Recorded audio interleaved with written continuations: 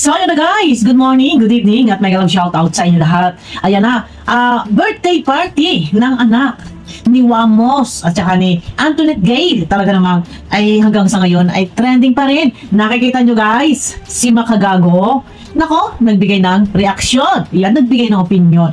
Ay dahil ba naman doon sa sayaw po ni Mami Tonet. Yan. Ika nga ay sabi nila lumalabas daw na para na daw pong kabaret. Para na daw pong kabaret. Saan ba naman kayo nakita na 1-year-old birthday ng baby na ito si Baby Meteor ay ang nangyari po dapat sa halip na children party ay ang nangyari po ay iba na. Parang may mga agogo dancer na. Ay, ayun na. At ito po ay si Makagago guys. Bigay lang tayo ng opinion na reaction dito. Punto per punto. Ayan na. So, sa utak nitong si Antoinette, at nagsayaw siya Wait. ng realidad nung title, nung Wait. Ayan. So, what's up sa mga kahombre ko dyan? Makagago ba sa naman nga pala to? At syempre, mga kahombre ko, eto na ha. Bali, meron akong comment regarding dito sa alam niyo ng lahat, yung children's party na nag-turn into kalokohan ata. Parang Children's party na ang nangyari nga po ay nauwi sa parang hindi na children's party, alas din ng alas 12, pero ayun na nga, ang main topic kasi dito is yung sayaw po ni Tonet. parang sobrang labo at sobrang layo po sa realidad nung title, nung invitation nila kaysa dun sa mismong party. Kakaiba ka talaga, Wamos, you're the man. Ngayon, iisa-isahin natin point per point, beat per beat. Okay, eto yan. Ano po kayang pumasok sa utak nitong si Antoinette at nagsayaw siya ng ganyan? Dito guys, makikita nyo dito, no? Nakikita nyo dito sa screen, ayan. Pero alam sa totoo lang, ito si Tonet, saka si Wamos, ito dagod sa maritan din itong mag-asawang ito. Napakaganda naman ang kanilang mga pinakikitang pag-uugali. Pero ayun na nga, na masyado silang nahusgahan dito sa ginawang sayaw. Kasi nga naman birthday, bakit nga ba naman nagkaganito? Pero ito na, may resback po, may opinion, may reaction sa kanila si Makagago. Bakit nga ba pumasok sa isip mo, Mami Tonet? Ha? Bakit nga ba ay birthday ng anak ko dapat formal, maraming bisita, maraming mga special bisita nila, mga social media influencer din yung iba, ay bakit nga ba? Ang tanong, ang mga taong bayan kasi hindi pare-pareho yung kaisipan, no? Yung mga tao na umattend, hindi na nila alam kung ano ba talaga ang pinuntahan nila doon. It's either club, stag, or bachelor's party. Ayun! Ano ba? Club ba? Hindi po. Birthday party. O first birthday party. Ano ba talaga? Mga wala na kayo?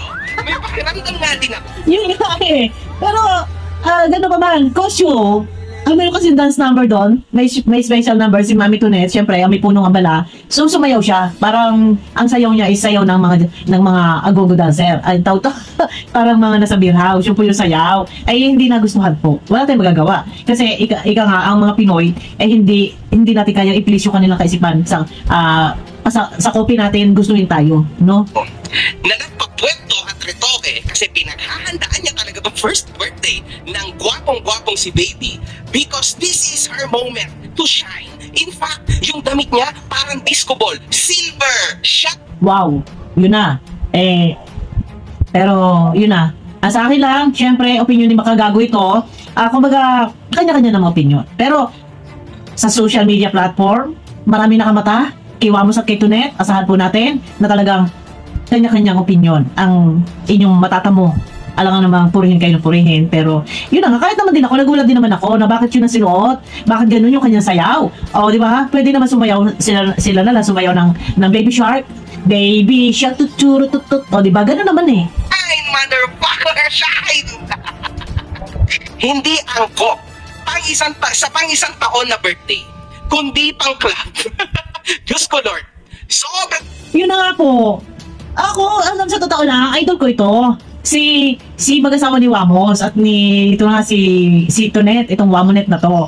Kasi napaka bait nila, yung blessings nila sinishare nila sa kapwa. Dito lang din, medyo nadismaya din ako na bakit nga naisipan ni Mami Tonet na magsayaw ng ganon, yung suot niya, tapos yung sayaw niya na talagang napaka-sexy. Ito po yung sayaw niya is hindi po ito, okay lang sana kung cultural dance eh. Pero yung sayaw po niya is sayaw po kadalasan, ganyan po yung mga sinasayaw sa beer house. Totoo po yan. Yan po yun. Sorry po guys, no? Ito hindi naman ako sa, kumukontra sa kanila. Pero, ang sa akin naman, ay costume. Costume po. Pero, kahit pa sabihin costume, bakit nga ba tayo titingin din sa palabas na anyo, sa kasuotan, bakit hindi natin tingnan yung kung meron silang busilak na puso. Pero, wala tayong magagawa kasi kanya-kanya kaisipan. Merong iba na maikli yung pangunawa. Meron naman ibang malawak ang pangunawa at hindi bumabase sa kung ano lang yung kanilang nakikita. Ang sikip nga eh. Parang isang kutsaritang cake na lang sabog na yung damit mo, hinayupak ka, Tonet. Ba't mo ginawa yun, Tonet? Si Wamos naman, tuwan-tuwa sa gilid. Pumapalakpak-palakpak pa. Siyempre naman, number one fans yan. Garang-gara si Wamos doon sa isang tabi, palakpak, tawang-tawa, nakangangatulo na laway. Ay, di ba, palakpak na palakpak. Sobrang proud, habi niya. Sobrang proud niya na sumasayaw ka ng nakaganyang damit. Dapat, Wamos, sa room nyo na lang yan ginawa. Sobrang Ayun! Naku, nakakadiri ba? nakakahiyayang ginawa nyo. Ay, nakakahiya na. So, dito ang parang si Makagago, medyo siya yung nailang. Siya yung nailang, nakututusin na parang sa kanila na lang dalawa. Magsayaw si Antoinette ng ganung sexy dance. Parang nag-ano-ano siya, gumagapang-gapang doon, tapos biglang gaganon. Diyos ko. Ang kay Makagago, sa kwarto na lang. Sila na lang dalawa sa kwarto. Magsayaw na ganito. Wala po. Kanya-kanya talaga tayo ng gusto. Yun yung gusto nila Wamos. Pero yung kila Wamos naman, kumbaga parang good vibes lang naman siguro. Yun nga lang. Hindi nagustuhan ng iba. At bilang ikaw ay nanay, mami, ikaw yung may punong abala, dapat sana nga ay formal ng konti. No? Kagaya na sinabi ko, sayaw-sayaw na lang sila ng baby shark. Mas maganda pa yung ganun, no? Diyos ko, buti na lang. Bawing-bawi sa kagwapuhan ni Meteor ang lahat ng kaganapan na yan. Kaya sa tuwing nakikita ko yung bata na nawawala ang inis at stress ko, walang yan. Pero in fairness guys, no, yung anak nila Wamonet, napaka-pogi. No, napaka-cute niya, talaga, ang cute-cute ng bata, nakuha yung nahawig kay nahawig sila, nakuha kay, yung ganito, kuha kay Wamos. Pero yung shape ng mukha, yung laki ng mukha, mataba kasi, nakuha siya kay Wamos. Si Wamos kasi, parang hugis-bigas yung kanyang mukha, pag ganun. Pero cute po ng bata, ni Baby Meteor. Kasi syempre, buti na lang at lumalabas. Alam niyo mga kambre ko sa totoo lang, kung makita niyo talaga yung anak nito sila Wamos, na nito si Antoinette. Grabe guys, sobrang gwapo talaga, kitang-kita. Kaso lang kasi, itong mga magulang niya, grabe, bakit niyo to ginawa? Diba? Ayan, nasisermonan tuloy kayo ni Makagago, nasisermonan kayo. Yun na.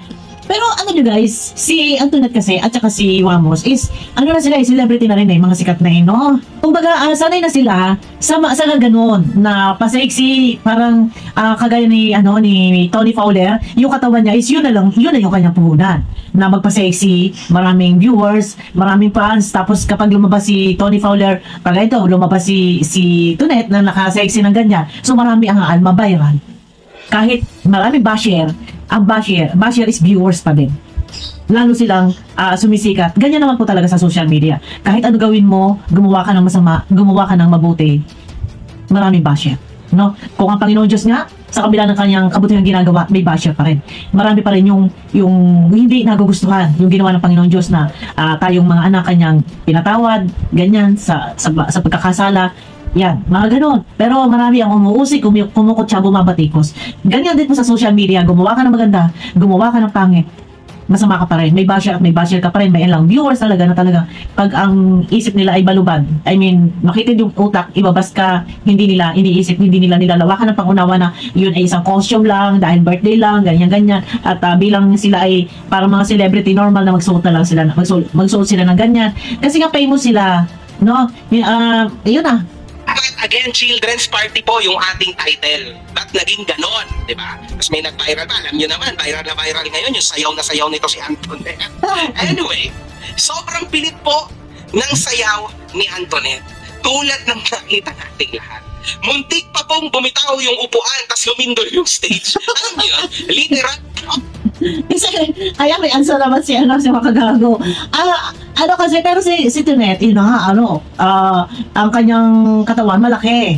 No, lumindol daw, lumindol. Alam nyo guys, ginawa nito ni Makagago si Tunet ng jingle song. Ang puwet nito, ang puwet ni Tunet, ang puwet ni Tunet, yan, ginawa niya ng jingle song. Pero ayun na, aasahan lang, eto nagsisermonan sila ni Makagago kasi hindi angkop yung ginawang dance number ni Tunet para doon sa birthday ng anak niya. Kasi nagmukha daw po kabaret. Nagmukhang beer house. Bar, yon. Ano ba yun? Pub house. Ano ba yung mga katawagan nila dyan? Kasi nga, birthday party, so kung totoo dapat party ng mga bata. So, bakit merong mga matatanda? Pero sana expected na po ng iba. Kasi nga may mga social media influencer, yung mga invited doon, yung mga guest doon, asahan nila na siyempre, pwede ba naman yung mga invited ay nakaupo na sa lamesa? Ay alam nyo naman mga sikat din yung mga tao na yan. So, siyempre kahit pa paano, isa-isa din na magpakitang gilas doon kasi inaabangan din naman yun ng mga viewers na sa larangan kasi ng YouTube, i-upload. So, mapanood din ng viewers kung sino yung mga guest, hindi pwede nakaupo lang doon nanonood. Siyempre kahit paano, may mga special number din yung mga yan. So, medyo marami yung umalma. Bakit nga ba naman? Na, kumbaga, birthday party, first birthday, tapos ganun yung pasabog.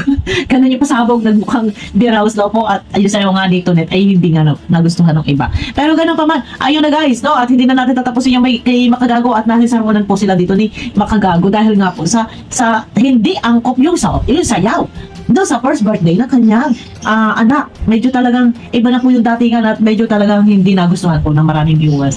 So ayun na, meron na umaalma pero wala tayong magagawa at naandyan na yan. So bakit hindi na lang tayo mag-focus doon sa ano ba pagkatao? Ano ba yung mga damdamin? Pasalamat at naimbitahan, yung ayaw, maniwala, ayaw sumuporta, ayaw ng ganong ginagawa, tikong bibig na lang. Siguro, para sa akin, yun nga, yung sinasabi ko din sa ibang video ko, bakit tayo titingin sa panlabas na anyo?